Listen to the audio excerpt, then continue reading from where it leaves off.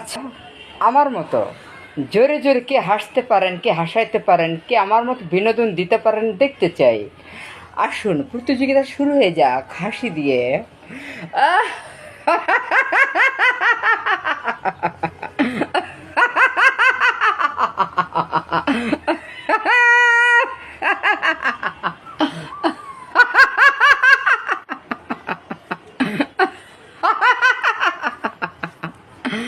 এই হলো আমার প্রতিযোগিতা। অবশ্যই আমি ফার্স্ট হব কোনো কম্পিটিশনে যদি হাসির প্রতিযোগিতা দেয়।